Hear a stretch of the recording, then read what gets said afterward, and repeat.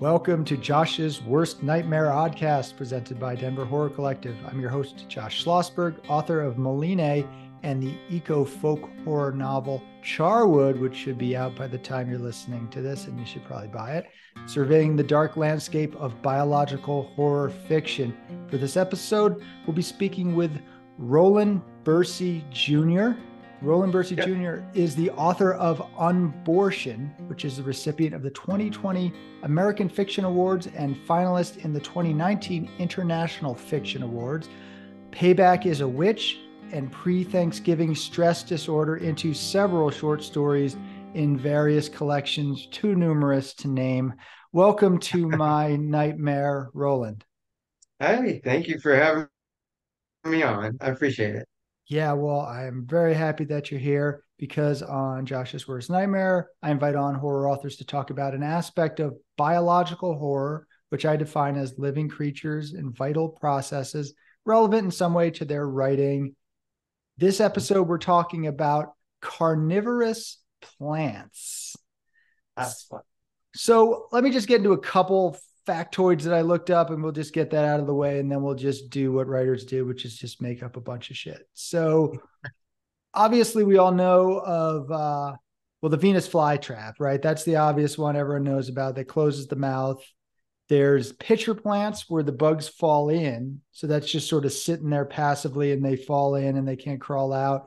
There's sundew stuff, so it's like sticky stuff and the bugs just stick to it and they can't get out. And then there's even some stuff that does weird suctions. But yeah, there's 630 species, which I would not have guessed. But so whatever, all that out of the way. Why do you have an interest in this topic? Um, I love nature in general. It annoys me to high heaven when I see people cutting down trees and building apartment complexes and all these beautiful things in nature are being destroyed. So that's one thing. And then with the carnivorous plants, that's just a whole nother spectrum of like this adaptable plant that is capable of catching or collecting its own food. Like that's unheard of. That's freaking amazing. It's wild. It is. It's a weird thing in nature because, of Yeah, course, most plants, they exist on what, sunlight and water yeah, and minerals and stuff like this. These plants are like, no, we're going to eat creatures. We're going to eat other creatures. yes. We want to be That's we want to be a mammal. We want to be, it's almost like we want to be something that they're not. I don't know, but I do love it too. and that's sort of scary. Imagine if they were like, what if they were like 10 times the size they are now? What the hell? I wouldn't want to go out to no forest. And I like being out in nature, but I'm not about to get eaten by a fucking Venus flytrap. Exactly. Well, if they were larger and if they could move around, that would pretty much, I think that would be end game for humanity, right? Oh Like they yeah. could take us out if they would, because whatever, you shoot a plant and they're like, whatever, I'm going to keep coming. So I'll yeah. just throw spores all over and make 100 more of me where I die. Can you imagine? Yeah. Well, and that's also the other thing. It's almost like nature getting back. Now, obviously, there's Oh, things like Little yes. Shop of Horrors that is all about that plant thing, and then it does eat people, it drinks blood. So Yeah. I think there's inherently something about, like you said, all the trees and all the nature that humans destroy. This is kind of, maybe that's all this is. That's Maybe this right. is nature evolving. Like, yeah, the end game is not to eat flies, it's to eat us. Oh, wouldn't that be amazing? I like that. I like that thought. I like it, but it's scary also. I'd I be don't know if okay you with ever that. seen you ever seen a movie called Day of the Triffids? I did, and I actually read the book too, which is Yes. John Wyndham is the guy's Wyndham. name. It's a Yeah. great book. Yeah, and it's so old. Like it was first written in 1951, which Okay. I think that's freaking amazing. Like for that concept to be, I mean, of course, there's probably concepts like that a long time before then, but for that, it's just a great concept at that time and age, you know? And then they made a movie out of it, which the Right. movie came out in 1963 or something like that. Okay. And I was a big horror, well, I am a big horror fan, of course we are. Um, so I remember sitting down watching it with my mom and my dad. I'm 53 now, so I was born in 1970. So of course it was pretty old when I watched it, but still I enjoyed it so much. Yeah. Yeah. I guess I won't give any spoilers, but I know that they changed they changed a major aspect. I'm not recalling right now, but I know there was a main thing that the cause of the Yeah, plants, I think, or something like that. I don't know. I don't remember, because but I did. Yeah. they did remake the movie too, and so Oh, the cause of in it in the original one was a meteorite. So okay. I think these things are from outer space, almost like Little Shop of Horrors. So it was a meteorite that passed over. And I don't Right. know how it made a lot of people go blind, but then Right. I know these plants started coming and attacking all these people. Right. It was That really good. that was the premise, right? That yeah, the meteor or whatever, it made everyone go blind. So it was kind of like a post-apocalyptic world in which Yeah, almost everyone was blind. I think a few people weren't. And yeah, then there were just these triffids everywhere, these plants that ate the humans. And yeah, it's that's cool awesome. stuff. I didn't know there was a like I knew the picture plants and I knew the one with the sticky tendrils and the Venus flytrap, but I never knew one with suction. That's interesting. What I don't know. Do you know anything about that one? Yeah, I was looking it up. I mean, I didn't know this off the top of my head, but something called the bladderwort. And apparently it's got some sort of process where it's got like a suction thing Mm. and it sort of entices them and it sort of sucks them in. So there's all these different mechanisms for just taking bugs out. And I think actually they'll eat frogs sometimes Yeah. and toads, small ones, maybe even I don't think birds, probably not. No, no, they do. If you look Really? into, because I have a story and I did a lot of research on the carnivorous plants. One of the pitcher plants gets kind of big, so it actually gets birds and small mammals. Wow. I thought was pretty cool, like rats and stuff like that. Huh. All And right. with those plants, I know that they fall into the juices, and the water at the bottom has like digestive enzymes in it. And so as it breaks down the animal, the plant absorbs the nutrients from the animal, which I thought Cool. was cool. Yeah, So in theory, a small child could fall in there, right? good. I mean, it could happen. I think that's a subject for a book, It another it book, could should I it could say? be. Yeah, so tell us a little bit about your book. So in my book, Candace Nola had put a collection together called The Baker's Dozen. Mhm. And so all the stories had to do with baking. Um, and I was like, what do I want to write? What do I want to write? And because I love plants so much, I was like, I want to write a story about a plant that gets back. Okay, so pretty much there's two bakers in town. One has a little bitty mom and pop baker. The other one is an upcoming bakery. And so the up and coming bakery is trying to put the other one out of business. So the lady who runs the smaller bakery is also like she has a green thumb, and so there's a seed that she finds, and she doesn't know what kind of seed. And there's a legend of a plant called a yetebo, and so it's in Brazil, and it's actually a carnivorous plant that has tentacles and it can snatch people up.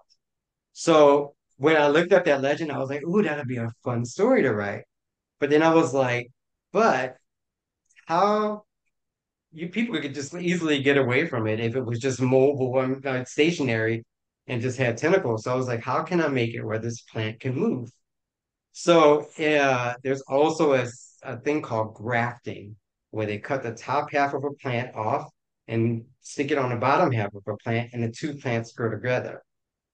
So in Brazil, there's also a tree called a walking palm, and it's supposedly able to relocate by lifting its roots. Say if it wanted to go towards a sunny area, it would grow roots in the direction of the sunny area and let these roots on the other side die, permitting movement over to the sunlit area. And that's the rumor, of course. That So seems yeah, possible. That's very cool. yeah, why not? The plant itself is real, the walking palm, and then the Yeti, well, of course, that's just legend. So I was like, what if I can merge these two plants together, thereby giving the plant the option of being able to move? So that's what she did in the story.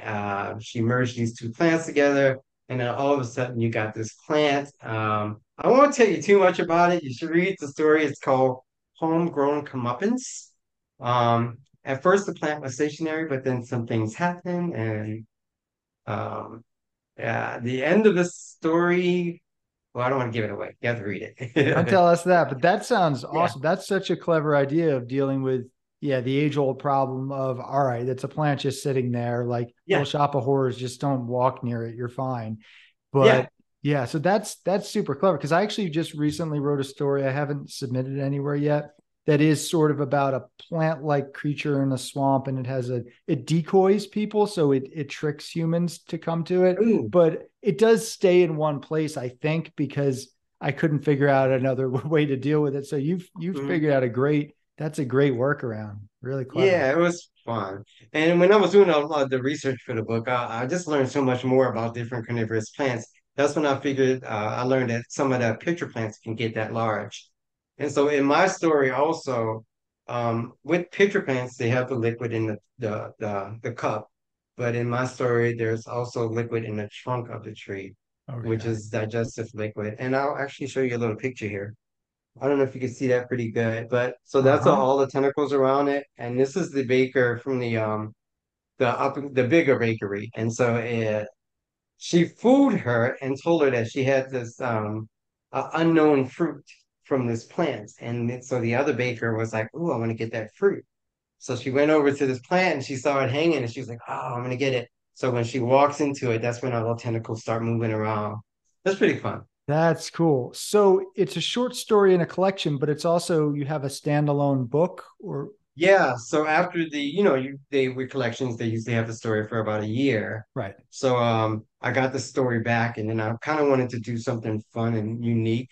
And there's it's a way to print books. It's called Tate Besh. And so it's actually two stories in one book. I'll kind of show you here. So you read the one story to the end, and then you flip it over, and then you read the second story. So So cool. they're kind of printed upside down and back to back, which I thought was cool and interesting because I've never seen that concept done before in extreme horror, which is Right. mostly what I I read. think when I was a kid, I think some Yeah, kids books do that, but it's such a clever idea. That's brilliant. If I was looking at different books, that one would definitely stand out. How fun. yeah. Yeah, now formatting was hell. Yeah, that's But probably why people um haven't done it much. yeah, probably. Like you can't do it through Amazon and you can't do it through Barnes and Noble. So Okay. I had a local printer.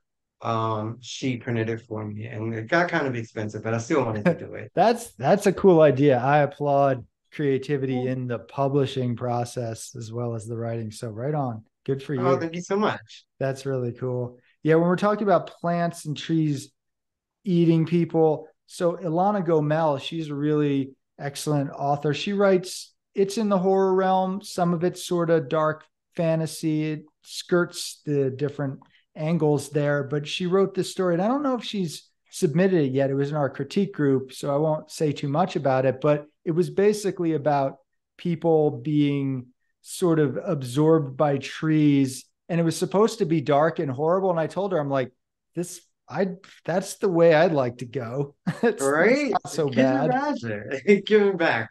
Yeah. I don't know. There's another. You've seen The Happening, of course. Have you Sure. seen that? Yeah, That was a yeah. good movie. Yeah. I I think like that's another example of like plants getting their revenge, yeah, but using there's a completely unexpected source. right, right. Yeah, Yeah, that was there's fun. there's a lot of those actually out there. I think they were more popular maybe in the 70s or something just called plants, which was in some ways ridiculous because they were just vines and they hadn't come up with any clever ideas like you had to move the plants around. So it was pretty much just stupid people dying because they were being Yeah. stupid, but it was still satisfying in a way.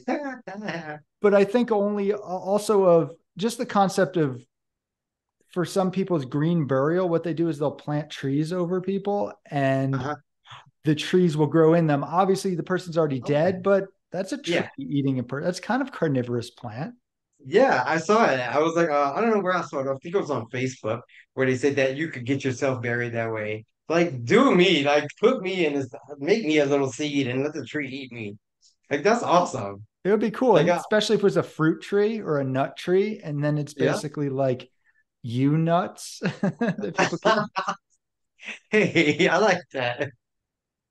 That's That could be, awesome. you could put in your will, I demand that my friends or descendants harvest these nuts and make a peanut butter out of it or whatever. I could have lots of fun with that. Which nuts? These nuts. No, I'm just playing. Exactly. These nuts. Sorry. Exactly. No, that's works. It works. And there's also stuff, plants that aren't quite carnivorous, but they're almost a step away. They're Mhm. poison plants. So poison ivy and Oh, oak, it's almost like it's trying to kill us. It's not, it's sort mhm, of just protecting. So it's not like it's carnivorous, but there are these things called the sensitive plant. Have you ever heard of mhm, those? mhm. So I saw them down when I was a kid. Once I went down to, I think it was an island called St. Lucia.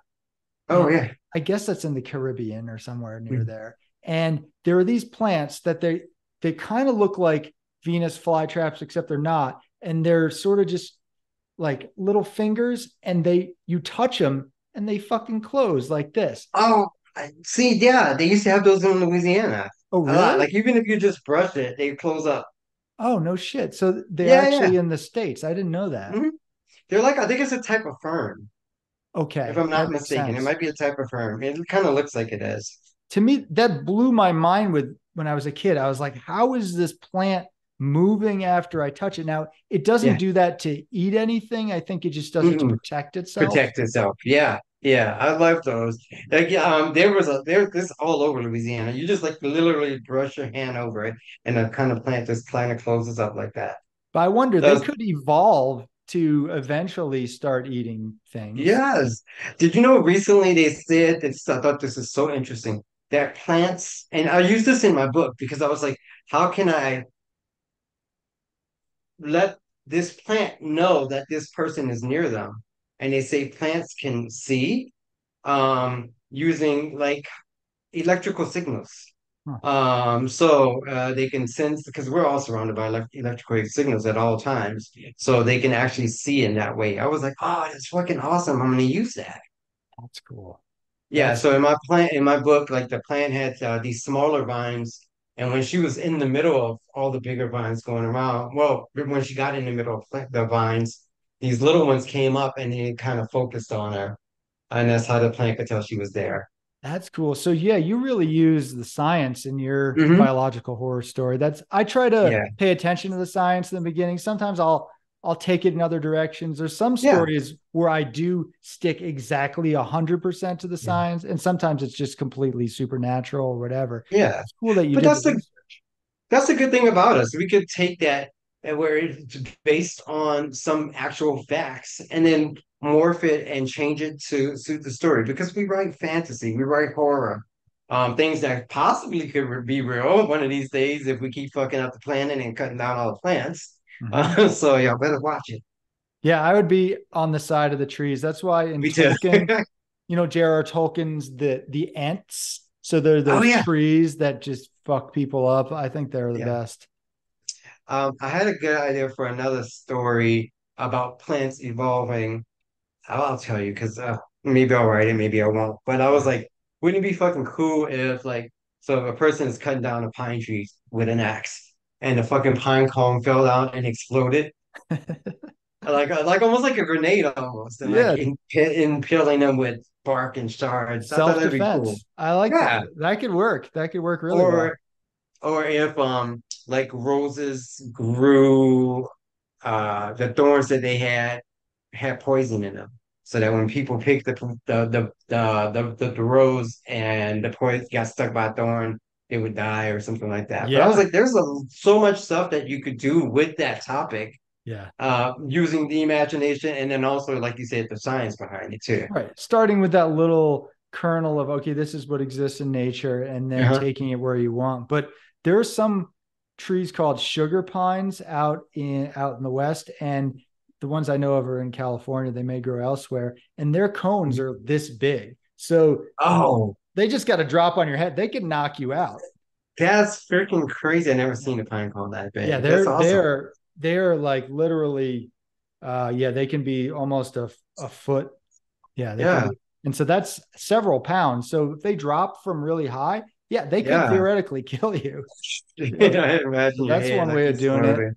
But one other Yeah. plant. So I was in Ireland years and years ago. I'm talking about literally the three places I've ever been on this podcast. People think I travel around the world. I really don't.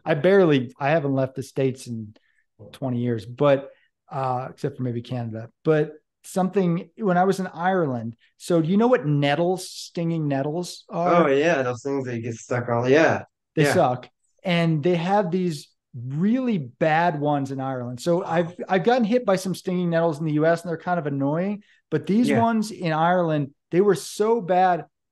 Me and my friend, we called them the Triffids because they were Ah, just like pain. Like you're just like two grown men going, oh, ah, just, for like little spines that they stick in you, almost like cactus, but just teeny tiny. oh. Can you Yes. imagine how horrible it is? Like, and they're so fine. I Right. can imagine you can't really get them out by picking them out because it's just that would just make it even worse for you, probably. Right. It's just in there and it eventually will Oh, come out. But then I think there is some sort of mild toxin that does uh-huh. get into the skin that causes the rash. But yeah, I remember these Yeah. big red welts all over me just from Ooh, touching those things. It's that fucking sounds trippy. painful. Yeah, but good protection, man. You get those around your house, no one's gonna bother you. Yeah, I can come in. But it's true that I think plants, just like animals evolve, plants have to evolve to protect themselves. Right. And with the way we cut down plants and just destroy nature, you've got to imagine that in time they will evolve mechanisms to make us not be able to harvest them or cut them down or destroy them as easily. That's a really interesting idea because my book called Charwood, which is an eco horror. It's about cutting down forests and Mhm. impacts from that, because that's a lot of the work that I've actually done. I've worked on protecting Oh, forests. oh, And in oh, this beautiful. story, yeah, it's something that I think is important and all that. But I don't get into the trees evolving or whatever, but that's a cool idea. They could Mhm. evolve in a sense to do something with the chainsaw, or like they Oh, can yeah. thicker bark or they can like hold on to the chainsaw With or the something. sap. Imagine Right. like if you were cutting into it and it had sap and the sap was almost like fucking glue. Yep. That would be cool. So in some sap, this is me, my nerdy self. I watch Naked and Afraid all the time. Sure. There's one guy that was on there and he was trying to cut down this one tree and sap fell into his eye and he had to be medically evacuated because the sap was so it can make him blind. No kidding. Yeah, yeah. I forget what they call the tree, but yeah, it's on Naked and Afraid because I'm a That's cool. nerd. So Yeah. it's almost like that's how evolution works. There's Mhm. some mechanism that's already there, and then the ones that kind of there's some adaptation, some positive adaptation from that. Eventually that becomes the dominant version of Yeah, that. So that could over time, if humans become more and more of a threat to forests, which I guess we which we already will. are, yeah, Yeah. well, it will get worse. So I wonder if Mhm. the trees that survive are just that's such a cool idea that you came up with. Yeah. I won't steal your idea because that's your idea, That's yeah. but I love that I'm idea. sure if you did yours, you'd put your own spin on it anyway. It's all good. Maybe, but that's So a what's great. your story called? The one that's coming out? It's called Charwood, and yeah, it's about basically a cult in the woods and they cut Mhm. down trees and they pretend they're doing it for the environment somehow. And it's really much darker than that. They're trying to release things that are in the trees, and Ooh. but they say it's good what they're doing. So I got a lot of wrinkles in it, and there's kind of a hapless protagonist. Ooh. She just wants to do something good for the world, so she gets involved with them and finds out there's a lot of not cool stuff. So yeah. Yeah. There's I know we're probably cutting time, but there's a so there's I'm from New Orleans originally, and there's a lot of oak trees in New Orleans. So back in the 1800s, they used to do duels out there, like 1847 or something like that.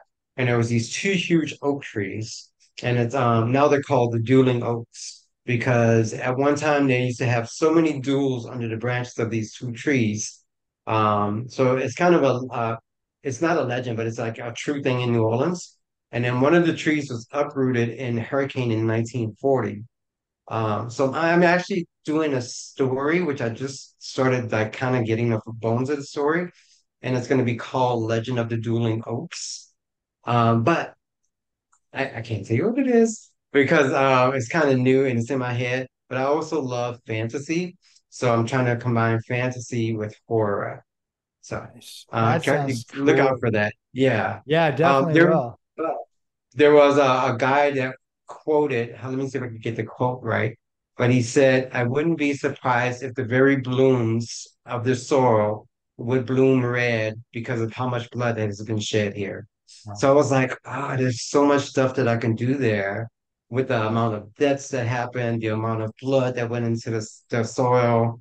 I was like, I can really kind of twerk this story to make something fun and interesting.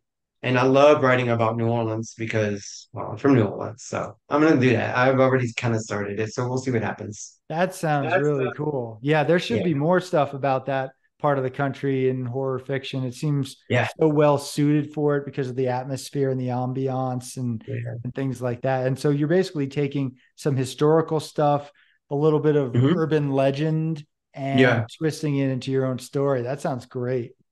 I did Payback as a Witch, and that story is centered in the Bayou in Louisiana. Nice. So I thought that was a lot of fun because I love witches, and I was like, "Ooh, a Bayou, a witch, they go together." So Oh yeah, that sounds yeah, really cool. Well, this has been excellent. Been a really fun yeah. topic.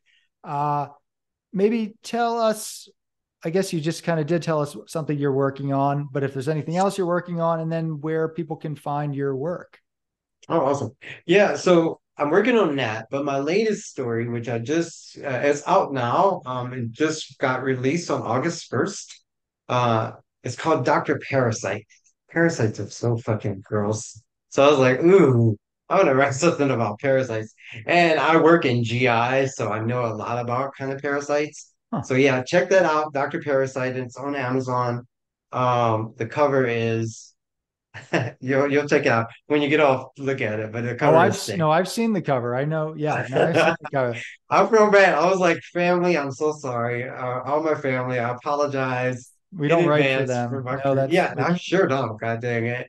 we But the can't funny work thing with. is, they're so supportive. Like Right. they were saying, like people were saying, "Oh, I love the cover. I love the cover." And my cousin Jeremy, he said, "Oh, great work, Roland. Congratulations." And I was like, "I'm sorry, Jeremy. I apologize. The cover is a mess." And he was like, "The cover is perfect." So that's my latest one. It's called Dr. Parasite. And then you can find my other stuff. I have a website, RowlandBercyJr.com. And then all of my other books are on Amazon as well. Awesome. All right, Roland. Well, thanks so much for coming into my nightmare. Oh, I'm happy to be here.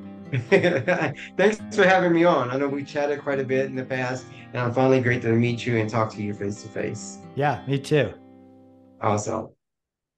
Thanks for taking a trip with me through Josh's worst nightmare, where I, Josh Schlossberg, survey the dark landscape of biological horror fiction. If you don't want to miss any of the great, and sometimes disturbing, episodes I've got planned for you, be sure to subscribe to Josh's Worst Nightmare on a variety of podcast platforms. You can also sign up for Josh's Worst Nightmare e-newsletter, where I share a whole squirming mess of bio-horror along with my latest dark scribblings at joshsworstnightmare.com. Speaking of which, if you haven't already picked up a copy of Charwood, my eco-folk horror novel from Agata Try It, or Maline, my cosmic horror novella from D&T Publishing, you can do so at your local bookstore or order from them through bookshop.org or indiebound.org, or go to Amazon, barnesandnoble.com, or godless.com.